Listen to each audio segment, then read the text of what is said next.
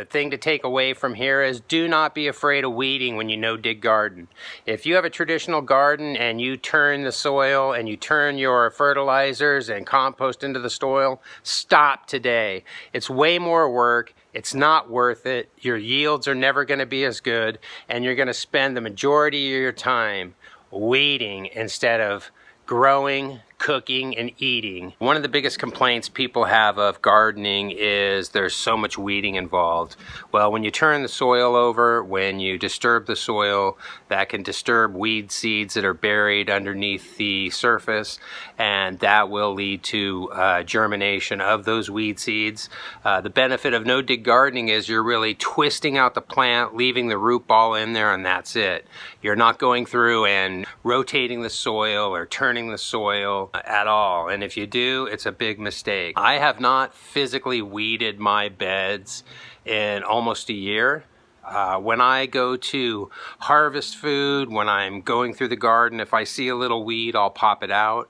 But I specifically and intentionally have not done that for about 6 months because I want to show you how few seeds germinate in a no-dig garden. I mean, your weeding is, I'd say, 1 hour a year. And if you don't believe me, just try it.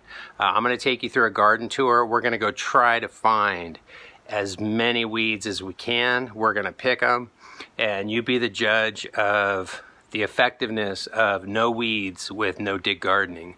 If you like this video, you like what I'm doing, hit me up with a thumbs up and a like. It really helps me out. If you haven't subscribed, please subscribe now. That totally helps me out. So I'm going to start with the kale bed. And it's really easy to spot them. I've got some kale in here, beets, and I don't see anything there. Coming over to some more kale, some baby asparagus that we're growing for root to transplant somewhere else. Got some peppers here. Oh, here we go. There's our first one. So we've got some grass right here. You want to get all the roots out right there. That goes in the compost. Here's another little like nettle. You want to get as much of that out as you can. Do this when it's dry. Before you water, they come right out.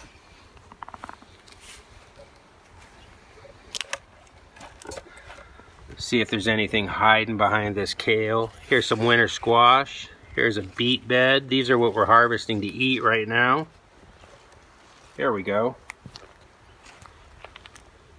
There's a big one right there. Get down deep, get all of that root. Simple.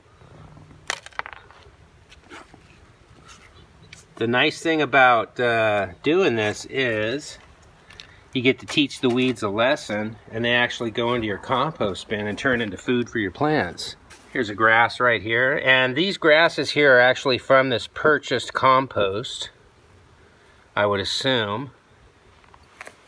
Or a lot of times I get a little bit of really small grasses like this in the worm castings. Let's see what we can find. Everything looks really clean there.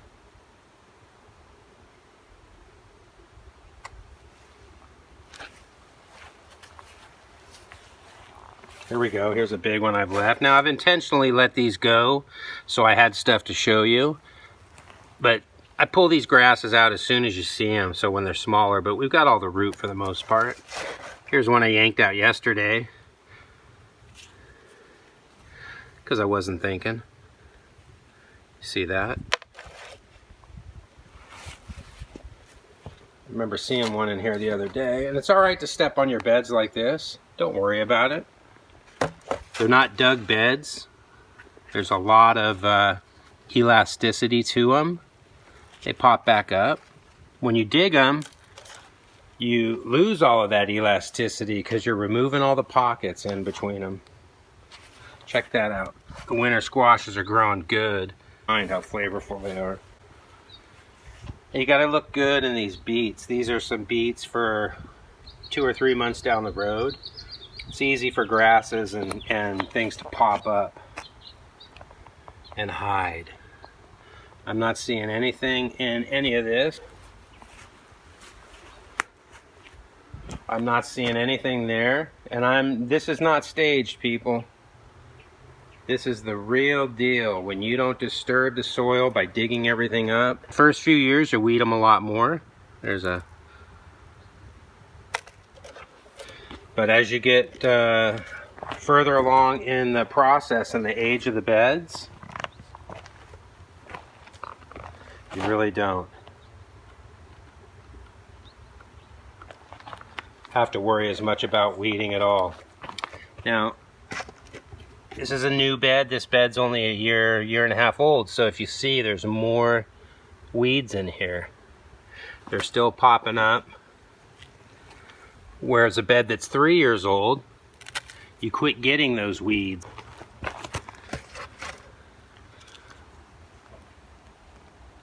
There's a weed right there. You just pop those out, and this is the great size for you to pull these out. See how tiny that is? It's really easy to get the whole thing. So here's a little tomato plant that's popped up. Definitely don't want that because sometimes my compost doesn't get hot enough. Another one right there. To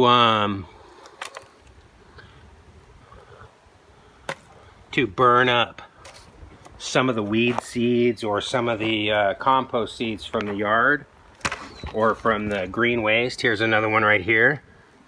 And the reason I pull these is it's too late in the season to really deal with that. So that's really good food for the compost bin. Sometimes people will take tomato plants because they break down really quickly and they're high nutrient. Take that plant, stick it in there like that, and let it decompose there. And that'll provide food for this kale in a month or so. Really not many weeds to find. Since I'm here, I'm gonna tidy up this red cabbage because I'm right here and they need to be tidied up. Those are old leaves. They're really not doing anything for the plant. 10 beds, and that's all the amount of weeds that we got out of there. No dig gardening. Really benefits the soil light. Benefits the fungi that's in the soil, where they create a wonderful network to carry moisture, nutrients, signals to help all plant life get better. And when you do not disturb the soil, you don't turn over weed seeds that are buried underneath the ground. They don't hit sunlight, they don't germinate and grow. And you will not have, but maybe, I guarantee you, after your beds are mature, not more than 1 hour of weeding a year.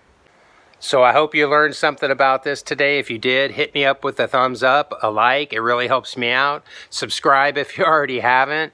Hit that notification tab and you'll be notified anytime I put a video up. Have a great day. Take care. Peace. See you next time. Bye-bye.